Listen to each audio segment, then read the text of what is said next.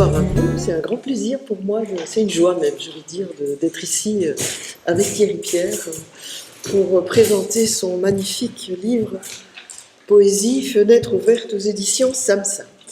Alors c'est une joie pour plusieurs raisons. Il y a des raisons tout à fait subjectives et personnelles, et puis des raisons très objectives qu'on partagera tous, je pense. Les personnels, c'est que en fait, moi j'ai connu ce récit. Vous m'entendez? Je parle suffisamment. Ouais. Moi j'ai connu ça au stade manuscrit. Et c'était un geste de confiance de Thierry Pierre qui m'a dit: tu crois que ça vaut quelque chose? Alors évidemment, je l'ai rassuré. Je lui ai dit, ben, évidemment, il faut publier, et pas n'importe où. Et donc voilà, en plus après, il m'a demandé de faire la préface, donc il y a une histoire de complicité et d'amitié. Ça, c'est mes raisons personnelles, d'être très très heureuse d'être ici ce soir. Mais j'ai aussi des raisons très objectives. D'abord, c'est un livre important. C'est vraiment un livre important. Il n'y a pas que moi qui le dis, là, vous n'êtes pas obligé de me croire moi sur parole, je ne suis pas la seule à le dire. Par exemple, Christian Saint-Paul a dit, écoutez bien, c'est le meilleur essai paru depuis des années sur la poésie. Ben, ça ne se dit pas tous les jours. Hein. Bon. Voilà. Et puis, c'est un livre important, et puis je pense que c'est un lieu adéquat. Pourquoi? Parce qu'il y a une chose qui m'a toujours frappée depuis que je fréquente, quand je peux, je fréquente ici l'association des écrivains belges, c'est que c'est un des rares lieux existants où les écrivains s'écoutent mutuellement. Il n'y en a pas tant que ça. Hein. Un lieu où les écrivains, et ceux qui s'intéressent, parfois il y a les éditeurs, puis il y a les conjoints, puis il y a les amis, mais les écrivains viennent s'écouter mutuellement dans le respect, dans l'écoute de leurs différences et avec le plaisir de découvrir cette différence, et aussi sans aucune pression d'aucune sorte liée au livre en tant que marchandise, si je peux dire. Mais, eh bien, c'est rare. Donc, je trouve que voilà, ces deux raisons sont en fait se réunissent dans ce livre, parce que ce livre, c'est un livre qui fait entrer de l'intérieur à partir d'une pratique poétique et d'une poésie qui est sentie comme identitaire même par son auteur, qui fait entrer dans l'œuvre d'autres écrivains. C'est aussi, dans le fond, une écoute d'autres écrivains, avec ce même respect du travail de l'autre, cette même écoute attentive, vraiment, de ce que fait l'autre et pourquoi il le fait, et en même temps ressenti à partir, non pas d'une théorie, comme je pourrais le faire quand je suis prof, si je peux dire, mais quelqu'un qui pratique lui-même, et c'est de l'intérieur, c'est à partir de son ressenti. Et donc ça, je pense que c'est vraiment le bon lieu pour un livre important comme celui-là, parce qu'il n'y en a pas beaucoup comme ça c'est vrai. Voilà. Alors, il va parler d'autres écrivains, c'est des écrivains avec qui il se sent en affinité, hein, c'est une espèce de fratrie, on pourrait dire, symbolique, et ce sont ceux qui, comme lui, ont besoin d'une poésie fenêtre ouverte, c'est-à-dire ceux qui voient leur art poétique comme un besoin d'air frais, un besoin d'horizons nouveaux. Et pour cela, ce sont des hommes, parce qu'il n'y a que des hommes. Oui, enfin, dans un prochain volume, il y aura des femmes. Il n'y aura que des femmes. On aime entendre ça, c'est pas Laurence. Ce sont des hommes qui, pour ça, ont besoin d'écrire. C'est-à-dire, ils s'en remettent pour cela au langage, parce qu'il y a pour eux un parallélisme clair entre l'usage particulier de la langue que fait un poète, c'est-à-dire qu'il n'utilise pas la langue comme dans la vie ordinaire, il fait dire plus et autrement à la langue que tout le monde utilise, un parallélisme entre cet usage particulier de la langue et une habitation particulière du monde. Alors il y a une théoricienne qui est Marielle Massé, qui est magnifique, qui a fait un livre qui s'appelle Style, où précisément elle est la première à expliquer ça, comment nos styles, nous on a tous un style, hein, même quand on n'est pas écrivain on a un style, nos styles sont des façons de vivre. Et bien ça c'est une chose qui s'illustre ici parfaitement dans ton livre.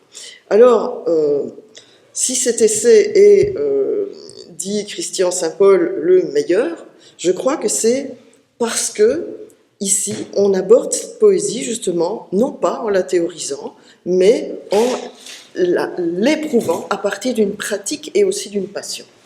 Et je pense que ça, c'est vraiment ce qui caractérise la tonalité de ce livre et qui fait qu'il est tellement différent.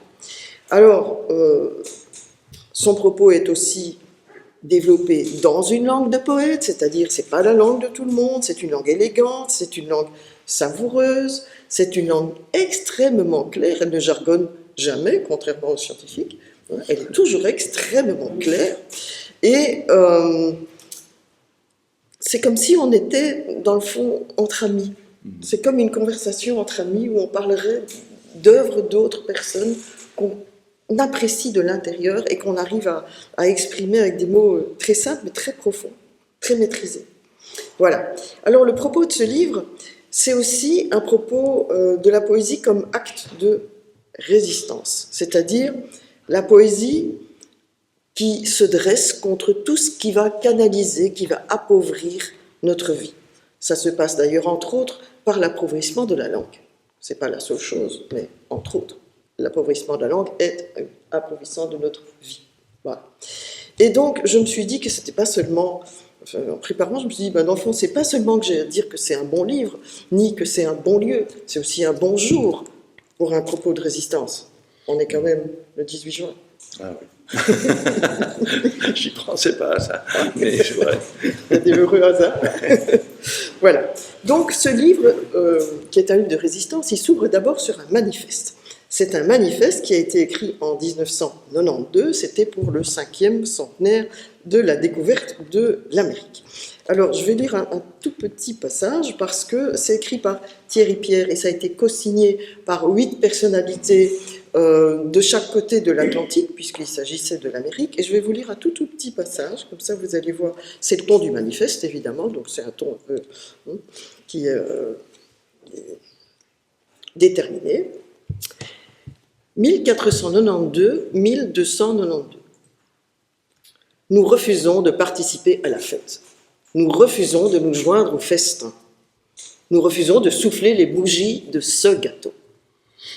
Nous, poètes, et filles et fils de la terre, désirons que ce funeste anniversaire soit l'occasion de partir à la découverte d'un monde nouveau, celui de l'harmonie avec soi-même, avec les autres, avec la terre qui nous porte. Nous, poètes, et filles et fils de la terre, proclamons rendre au mot poésie son sens originel d'action. Nous travaillerons dès maintenant à rechercher un nouveau langage, c'est-à-dire de nouveaux modes de pensée et de comportement allant dans la direction de ce monde nouveau.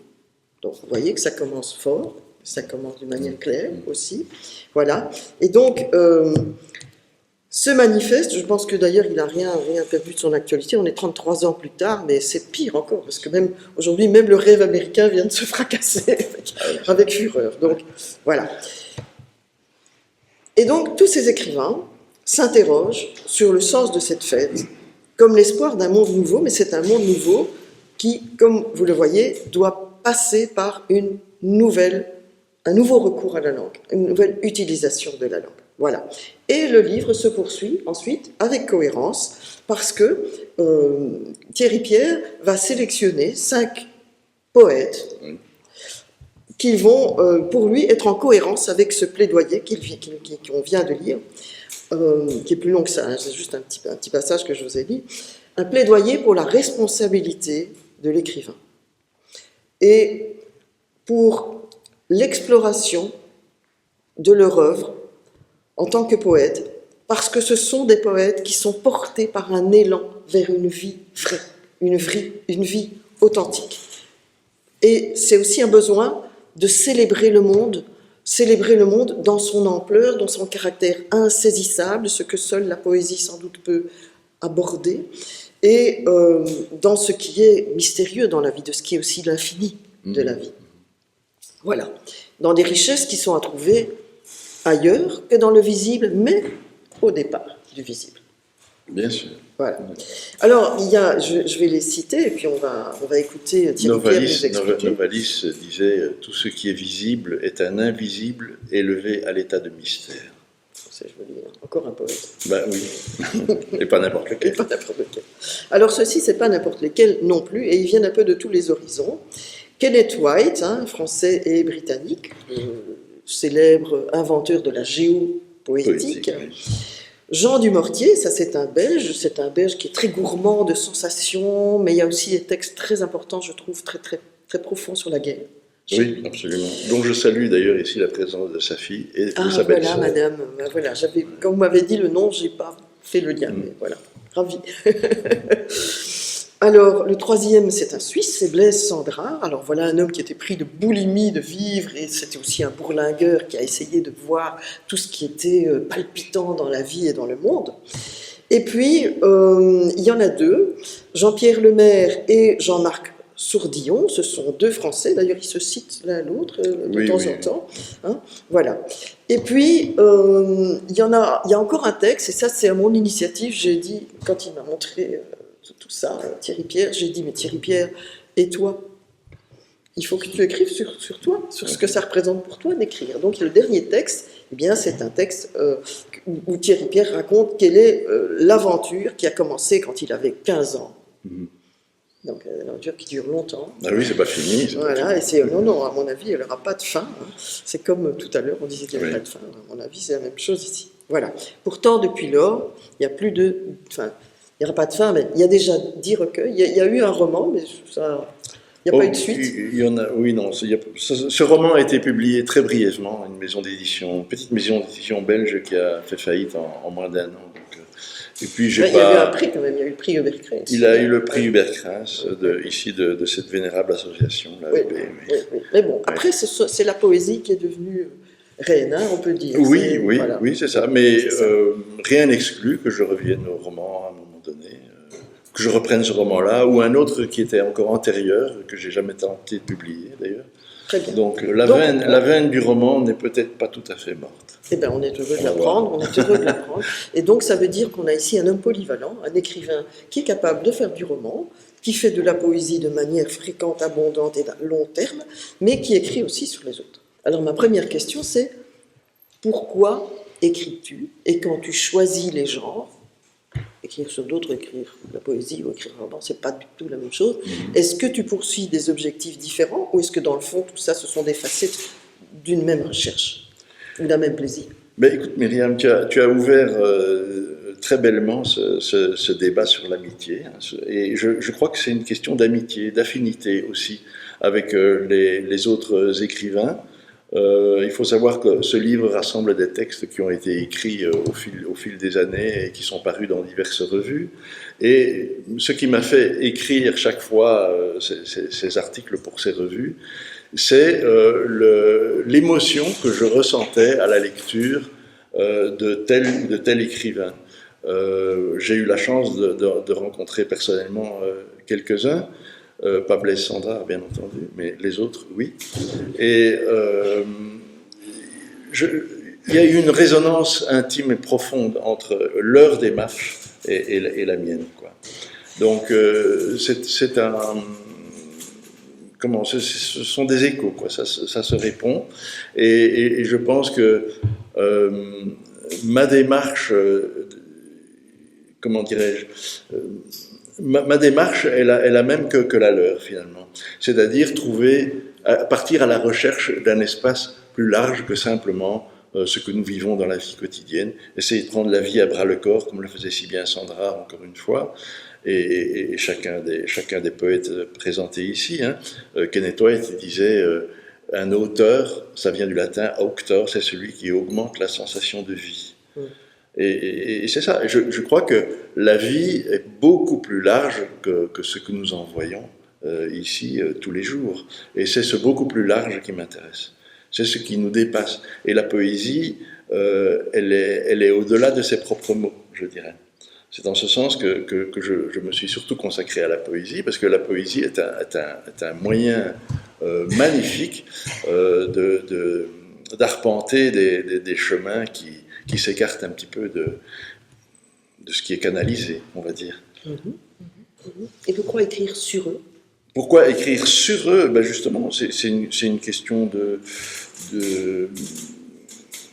d'affinité, et c'est aussi une façon de creuser. Je crois qu'à travers les œuvres de chacun d'eux, peut-être que je creuse la mienne aussi, d'une certaine manière.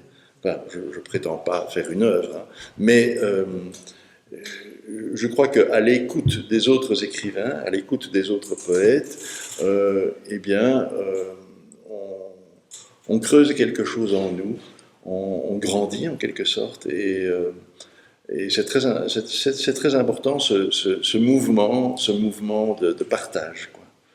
Je pense que l'écriture, c'est un partage. Je pense que ces personnes qui ont écrit, c'était aussi pour partager, en quelque sorte. Et je pense qu'ils sont très heureux de savoir qu'il y a des gens qui les lisent, des gens qui les écoutent.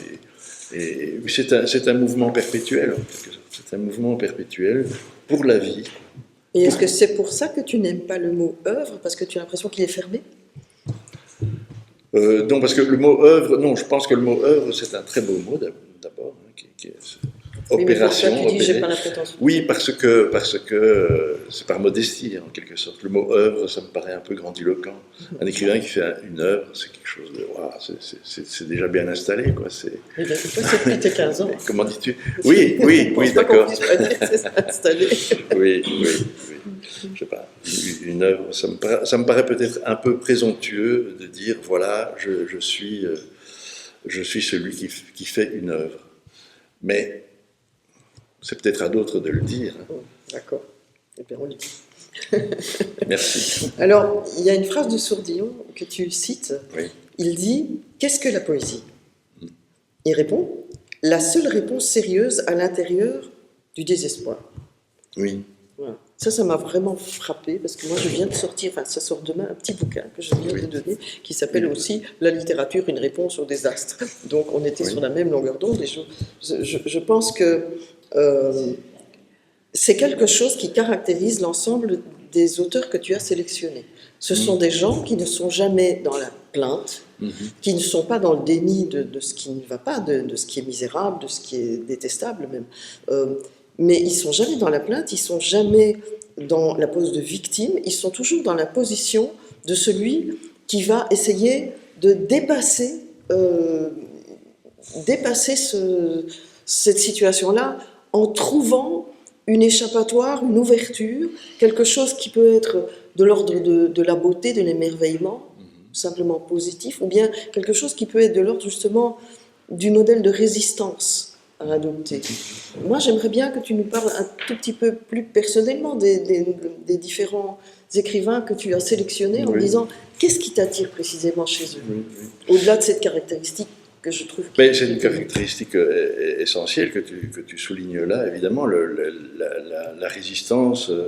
Bon, toi, tu as écrit ce livre, Dépasser la mort, l'agir dans la littérature. L'agir dans la littérature, c'est quoi? Quel est le rôle de la littérature? Justement, c'est de porter une autre voie, de résister à un monde quand même qui nous enferme beaucoup, qui nous contraint. Je pense que l'intervention tout à l'heure avec Isabelle Serret, on est parfaitement là-dedans aussi. On a vu la possibilité de transformation par la parole, par l'écrit, d'une situation existentielle extrêmement douloureuse et difficile, quoi. Donc, par l'écrit, par la parole, moi j'ai beaucoup aimé quand Isabelle, était où Isabelle? Disait que ce livre était comme un poème, que ça se présente comme un poème. C'est ça, ça c'est vraiment la poésie en action. Et effectivement, il s'agit de résistance. Alors, Kenneth White, il était en résistance par rapport au monde culturel qu'il voyait autour de lui, parce qu'il le trouvait trop figeant, si je puis dire. Et il cherchait à ouvrir des espaces nouveaux. On revient au manifeste pour un monde nouveau par lequel j'ouvre ce livre, mais c'est dans cette continuité. Blaise Cendrars, c'est évident, il cherchait une nouvelle façon de vivre. Il a pris la vie à bras-le-corps, quoi. Et il était en résistance aussi. Et, Jean Dumortier aussi. Je pourrais lire un tout petit passage, si je le retrouve. Jean Dumortier a participé à un groupe à l'époque qui s'appelait Groupe des années 80 et qui a publié un petit livre État critique. Et voilà, à propos de la responsabilité morale de l'écrivain, voici ce qu'il dit. Nous pensons que notre fonction est de transmettre aux autres l'observation que nous faisons du monde. Nous pensons qu'après avoir vécu ou appris, selon les âges, la guerre de 1940-45, Hiroshima, Nagasaki, qu'en vivant encore les fascismes larvés ou affirmés, de plus en plus affirmés, ça c'est moi qui le dis maintenant, le dépouillement du tiers-monde, ça continue, la menace nucléaire, ça continue, la crise et la misère, et ainsi de suite, enfin, rien n'a changé. Hein. Jean Dumortier, il a écrit ça il y a 45 ans. Hein. Qu'en assistant tous les jours aux mensonges politiques et aux ruses des courtisans du régime, il nous appartient d'accuser, comme citoyens engagés dans un processus historique sans doute, mais encore comme auteurs conscients d'une responsabilité morale. Nous sommes en péril par la menace atomique, évidemment, par le chômage, la paupérisation, évidemment, mais encore, le péril vise notre être profond. L'appauvrissement de la parole, de l'art, n'est pas seulement un coup porté à notre connaissance, à notre culture, à notre civilisation, c'est un coup porté à notre cœur, à notre spécificité humaine. C'est une réduction de notre moi dans ce qu'il a de singulier et d'universel. Voilà, je n'ai pas pu m'empêcher de citer ce petit passage parce que ça illustre vraiment bien. Quant à Jean-Pierre Lemaire et Jean-Marc Sourdillon, ce sont deux poètes contemporains, donc, qui sont en combat spirituel, si je puis dire. Ça me vient comme ça, mais je crois que je pense que c'est une bonne façon de le dire. Prends-moi au mot. Je te prends au mot. Parce que moi, j'ai noté deux phrases qui ne sont pas habituelles à trouver, certainement pas dans la réflexion sur la poésie. Deux phrases de toi, dans la partie où tu parles de ta propre poésie. Oui. Tu dis « J'écris pour célébrer les noces de l'instant et de l'éternité. Oui. Seule m'intéresse la possibilité de témoigner de l'aventure spirituelle. Oui. » Un peu plus loin, tu dis « L'unique ressort de la poésie qui m'intéresse est spirituel. » Alors, chez certains de ceux que tu cites, comme Dumortier ou Sourdillon, il y a des références religieuses à ce spirituel, mais il n'y en a pas chez Sandra. Chez Dumortier, il n'y a pas de référence religieuse, que je sache. Il était plutôt agnostique, hein, on va dire. Alors, c'est les références chez Jean-Pierre Lemaire, oui. Jean-Pierre Lemaire est un écrivain chrétien revendiqué, il ne se cache pas du tout.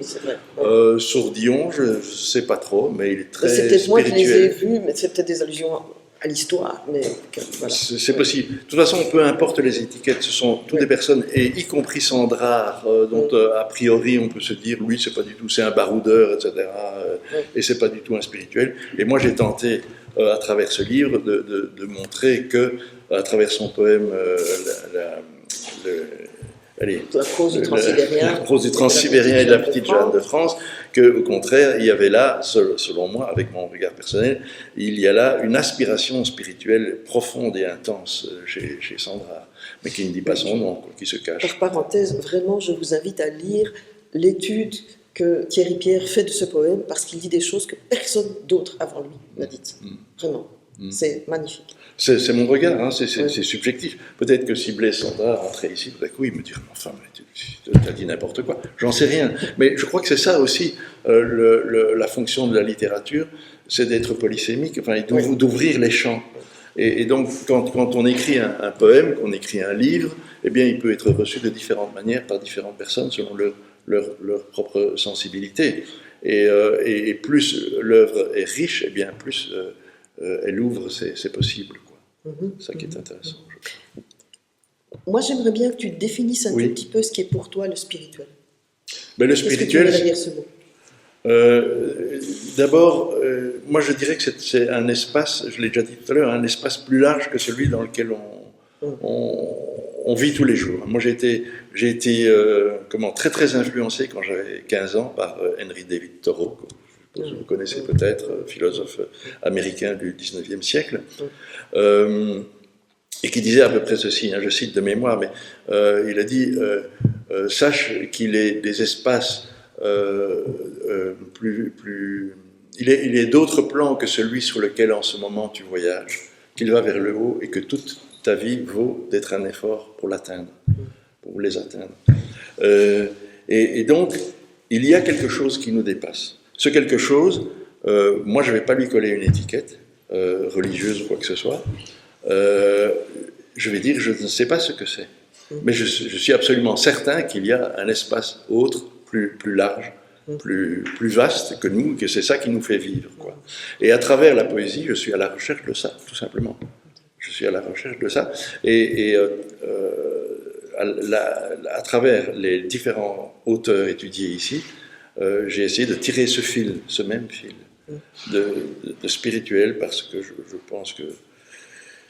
je pense que c'est la spiritualité qui meut le monde, en quelque sorte, hein, comme Dante le disait, hein, l'amour qui meut... oui, mais l'amour est spirituel.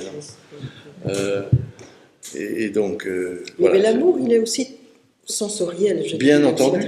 Et d'ailleurs, je pense que c'est une caractéristique de l'ensemble des auteurs que tu pointes, c'est que ce sont des auteurs très sensoriels. Il y a vraiment beaucoup de... Ben ce que tu dis là me permet d'illustrer encore un peu, de creuser un petit peu l'histoire du spirituel. Le spirituel, c'est pas quelque chose de désincarné, du tout. C'est ça. Du tout. On n'est pas hors du monde. On est pleinement dans le monde, mais il y a quelque chose qui dépasse le monde. Dans la poésie, on est dans les mots, mais il y a quelque chose qui dépasse les mots. Voilà. Et est-ce que tu peux y être amené au moment de l'inspiration? Il y a quand même des moments d'inspiration, au moment où on se met en disponibilité pour que quelque chose arrive dans la langue. Oui.